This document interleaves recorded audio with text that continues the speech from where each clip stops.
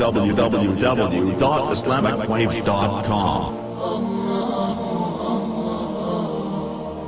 یہ اس کے 2-3 مشغلے تھے جو وہ کرتی تھی. اس کا ایک خواب تھا جس کی وجہ سے اس نے اتنی محنت کی تھی اور ایجوکیشن اینڈ سائنسز میں اس نے پھر اس کے بعد برانڈائز یونیورسٹی سے ماسٹرز اور پی ایچ ڈی کیا cognitive neuro science and education میں. اور اس کی جو تھیسس تھی نا اس کا نام تھا لرننگ بائی امیٹیشن. یہ جو لوگ کہتے ہیں کہ وہ نیورولوجسٹ تھی, نیورو سرجن تھی, وہ نیوکلیئر فزسسٹ تھی, ایسی کوئی چیز نہیں تھی. اس کی تعلیم جو تھی اس کا جو ایک خواب تھا وہ یہ تھا کہ پاکستان, وہ کہتی تھی پاکستان کا جو مسئلہ ہے وہ بھی اس کا حل جو ہے وہ نظام تعلیم میں ہے. اگر ہم اپنی سوچیں بدل لیں, ہم اپنا نظام تعلیم کو ایسا کریں جو ایفیشنٹ ہو, جو کم وقت میں زیادہ سب کے ذہن میں آئے اور انجوائے بھی ہو. اور تیسری چیز جو اس کی تھی, اس نے ایک نظام بنایا تھا 10 سال کا. اس وقت تو پڑھا نہیں تھا, یقین جانے اکثر دکھاتی تھی چھوٹی بہن تھی اتنا کیا کر رہی ہے, یقین جانے نہیں وہ کیا تھا. لیکن اب جو دیکھا ہے تو اس میں پتہ ہے کیا خاص بات تھی, آپ حیران ہوں گے کہ اس پورے نصاب میں, پورے 10 سالہ نصاب میں کہیں اسلامیات کوئی سبجیکٹ نہیں ہے, اسلامیات ہے ہی نہیں. میں بڑی چونکی, میں نے اس میں دیکھا ایکسپلینیشن اور وہ کہ یہ سبجیکٹ کیوں ہے.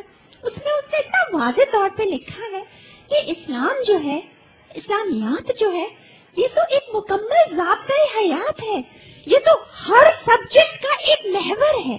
اور اس نے ہر سبجیکٹ, ہر کیوریکولم کو اسلام کی اور قرآن کی آیات سے وہ کیا, ہر سائنس کے اس کو, ہر اس کو کہ یہ چیزیں 1400 سال پہلے سب چیزوں کی بنیاد پڑ چکی ہے, یہ کوئی نئی سائنس نہیں ہے, یہ کوئی نئی ایجاد نہیں ہے, یہ اسی کی شاخیں ہیں جو کہ نکل رہی ہیں.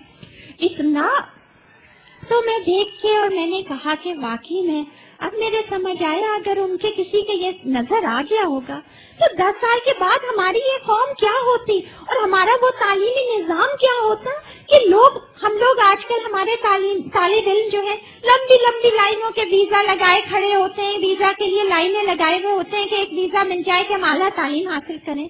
یقین جانے 15 سال میں ساری دنیا کے لوگ ہماری ایمبیسیوں پہ لائنیں لگائے ہوتے اور ہمیں ضرورت نہیں ہوتی, ایک ایک ہمارا فرد جو ہے وہ آنکھوں میں آنکھیں ڈال کے بات کر سکتا ہوتا ہے, انگلش ہو, فرینچ ہو, فارسی ہو, ہر چیز. ہر بچہ جو ہے وہ اس 10 سال کے اس میں حافظ قرآن نکلتا اور وہ جو کہ ہر قرآن کی آیت کے عملی پہلو جانتا ہوتا.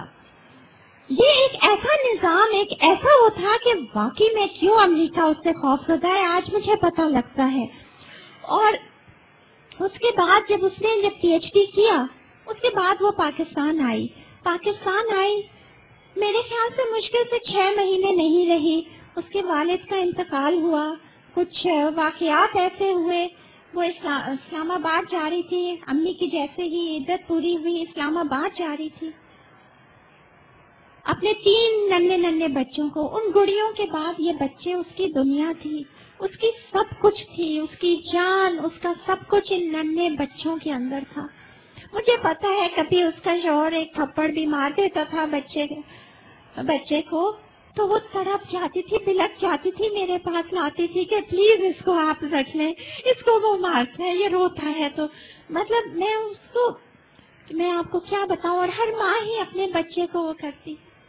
3 ننھے بچے, احمد 5.5 سال کا تھا, مریم 3.5 سال کی تھی, اور سلیمان ننھا سا گود میں تھا 6 مہینے کا.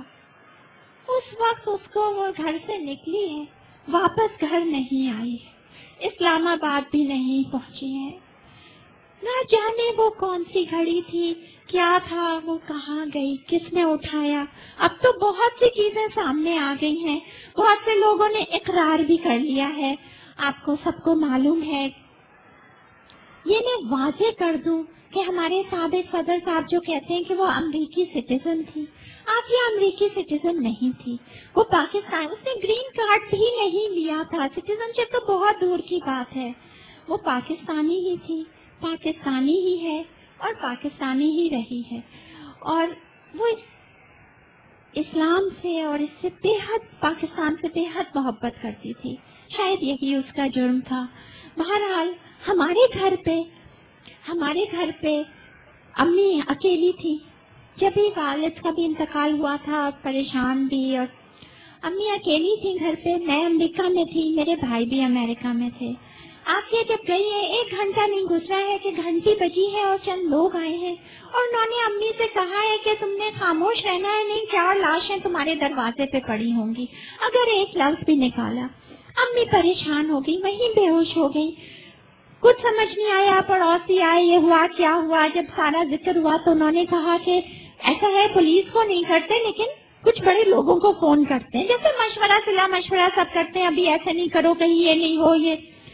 بہرحال تو محمد میاں سومرو کو کیا، جو اس وقت کے سینٹ کے چیئرمین تھے، ان کو کیا. انہوں نے فوراً جو اس وقت کے آئی جی تھے اسد اشرف ملک صاحب، ان کو فون کیا. انہوں نے فوراً امی کو فون کیا. میرے خیال سے 10 منٹ کے اندر اندر یہ سب کچھ ہو گیا.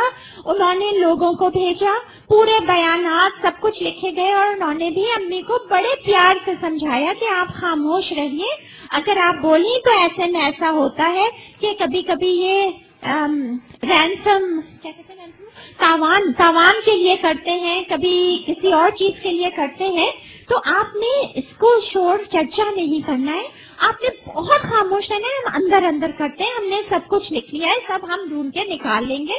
انہوں نے 2-3 کے نام بھی لیے، یہ کیے. امی کو کر دیا یوں خاموش. ہمیں خبر بھی نہیں، امی ڈر کے مارے فون بھی نہیں کریں کہ فون پہ بات کریں، فون ٹیپ ہوتے ہیں کہ ہمیں بتائیں بھی نہیں.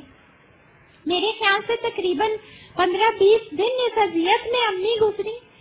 اور پھر ہم نے امریکہ میں دیکھا MSNBC کے شو میں بریکنگ نیوز آتے ہوئے کہ عافیہ صدیقی کو امریکہ کے حوالے کر دیا گیا ہے. اور اس وقت وہ امریکہ کی، یہ 2003 کی بات کر رہی ہوں میں، اپریل 2003 کی. فوراً ہم نے گھر پہ فون کیا کہ عافیہ کہاں ہے. امی کہتی خاموش رہو خاموش رہو، عافیہ کا نام نہیں لو. امی کیا ہو گیا، یہاں ٹی وی پہ ہی آیا ہے. یہ سن کے تو ظاہر ہے امی کے تو پیروں تلے زمین وہ ہو گئی. کچھ سمجھ نہیں آئے، ہمارے پیروں تلے زمین ہو گئی. کچھ سمجھ نہیں آئے کیا کریں، کیا ہوا، کس لیے. وکیل کیے، یہ کیا. امی نے یہاں پہ جب معلومات کی تو سب نے بہت احترام سے، بہت ہی پیار سے کہا ہمیں نہیں معلوم جی، ہمیں نہیں معلوم، امریکہ کے پاس ہے، امریکہ کے پاس ہوگی. آپ یہاں کیوں بیٹھی ہیں، آپ ہم سے کیوں کہتی ہیں، آپ فوراً امریکہ جائیے. امی نے آؤ دیکھا نہ تاؤ دیکھا، ٹکٹ کٹوایا، فوراً امریکہ آ گئی. اب امی امریکہ آئی اور پھر ہمارے اوپر چیزیں، تم کیسے بہن بھائی ہو. ہم نے کہا ہم کیا کریں، ہم نے وکیل تو کیے ہیں، ہم نے معلوم کر رہے ہیں ہم کہ آخر کیوں، کس لیے، کیا ہوا. تو ہمیں مقدمے میں واشنگٹن میں مقدمہ ہوا، وہ جو ان کیمرہ ہوتے کلوز، وہ پورے کالے ٹیپ لگا کے یہ کہ آپ باہر کوئی بات بھی نہیں کہہ سکتے ہو. اس کے اندر ہم سے کہا گیا کہ دیکھیں آپ اگر خاموش رہتے ہیں وی کین اشور یو، یہ ان کے الفاظ ہیں، حلفیہ الفاظ. وی اشور، ایف بی آئی کا ایجنٹ، اس کا نام تھا مائیکل یٹر، کا مطلب اس نے حلف پہ یہی نام بولا تھا. اور اس نے کہا we assure you she is alive and well, she has committed no crime, کہ اس نے کچھ نہیں کیا ہے. اس کے پاس انفارمیشن ہے اس کے سابقہ شوہر کی، اور اس کی جس کی وجہ سے اس کی جان خطرے میں ہے، جس کی وجہ سے ہم نے اس کو روپوش کیا ہوا ہے.